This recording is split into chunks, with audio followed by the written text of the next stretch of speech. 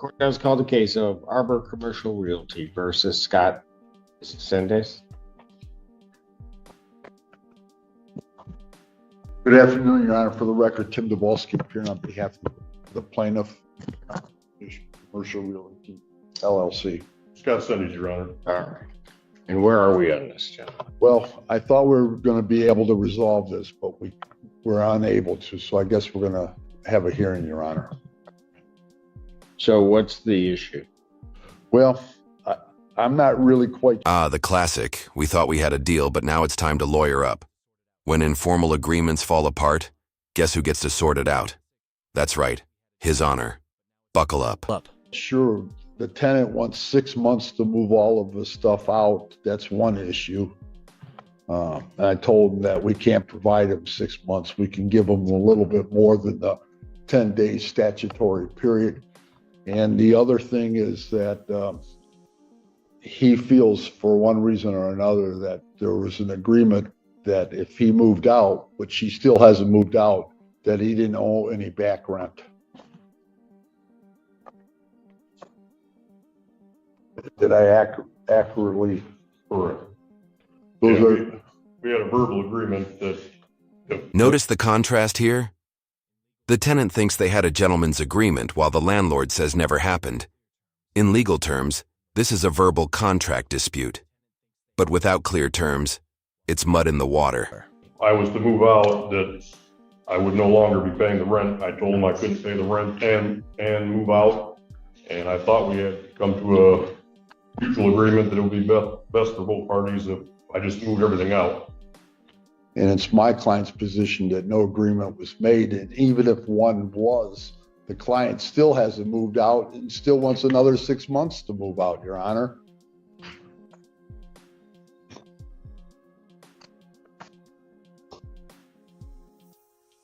So you're not disputing that the rent's owed, right? Well, I am, because I had an agreement with the landlord to, if I moved out, in lieu of paying the back rent. Which he hasn't moved out, even if there was an agreement. Your Honor. But I'm in the process of moving out. But Really, guys, I hear you. You guys can keep repeating it, but I can. I'm sorry, Your Honor. From one moment to the next. I get it. So,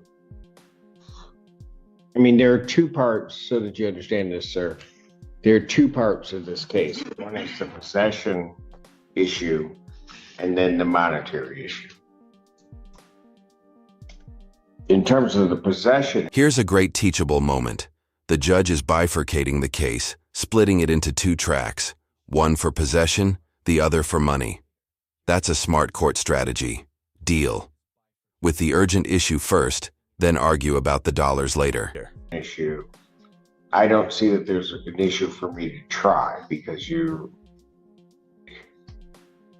the condition of you staying is, first of all, to pay rent.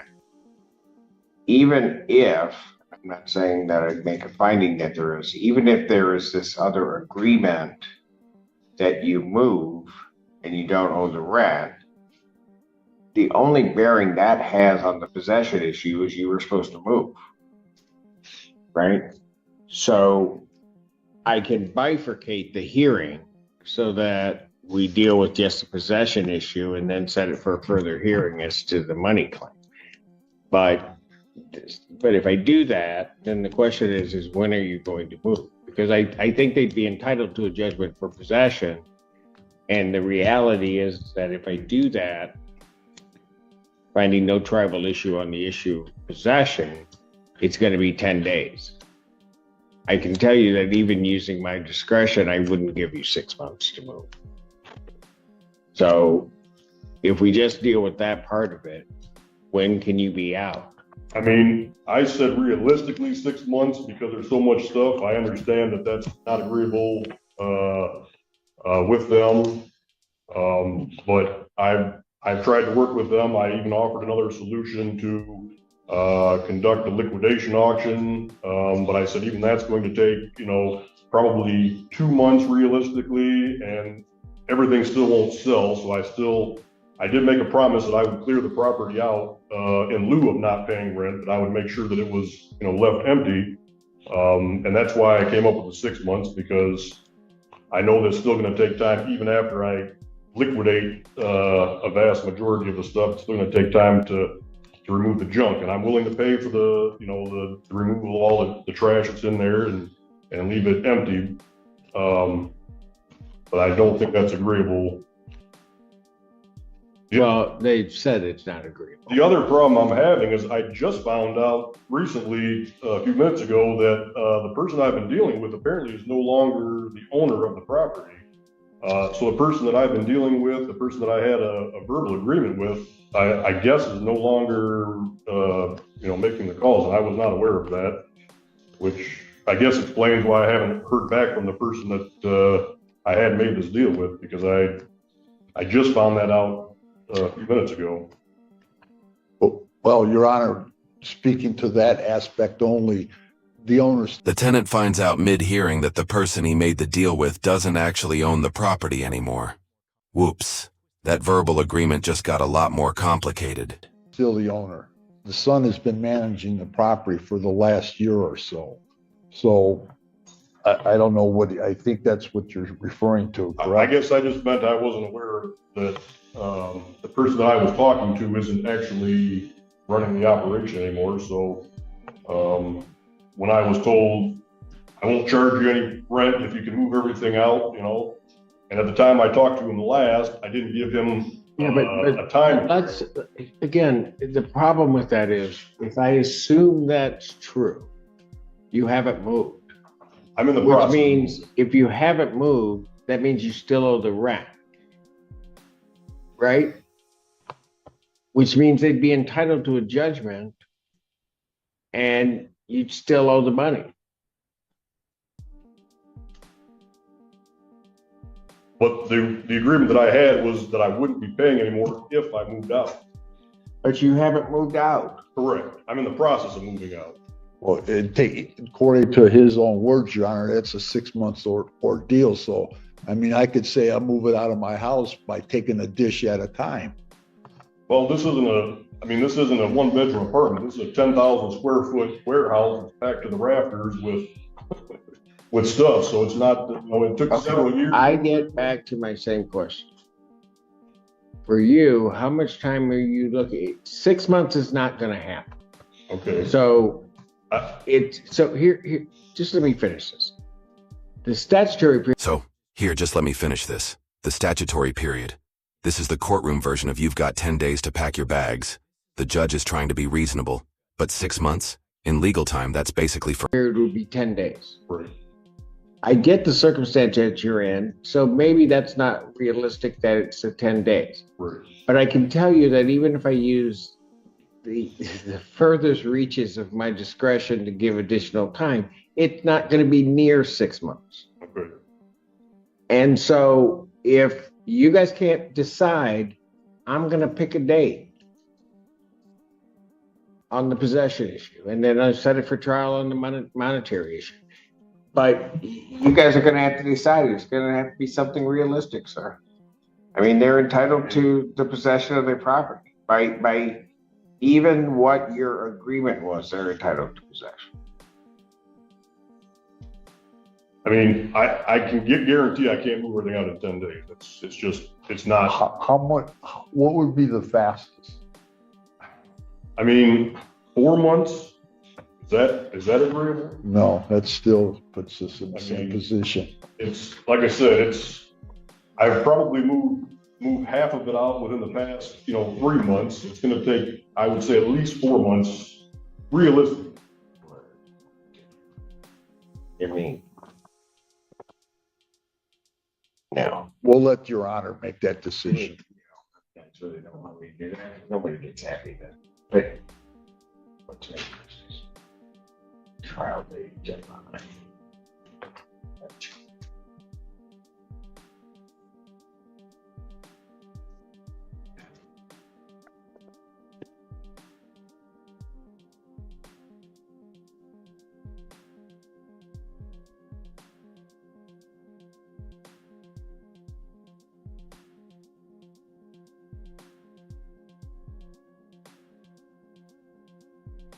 Thank you.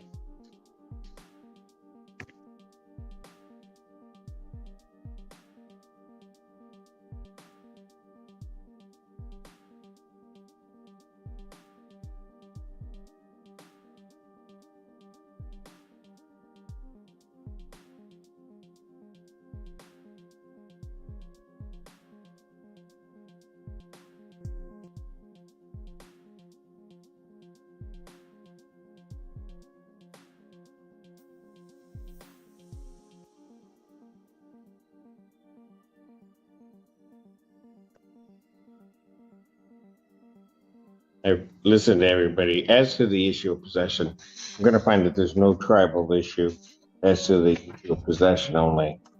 I'm gonna issue an order of eviction on or after June 30th. After what, June 30th, Your Honor? Yes, June 30th. Thank you very much. I will also on the damages and money issues on the case, I'll set a trial on that matter for July 15th, 2025 at 9 a.m. Thank you. And I will prepare the order on the possession.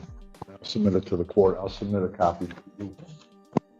Will I be getting a copy? Because that's the other thing. I haven't received any court summons or anything. Well, we have a proof of service in the file, Your Honor. What do you mean you haven't received any summons? The only summons that I received was the one on that was taped to the door, and Well, that's service. I was under the impression that I was also supposed to be mailed something as well.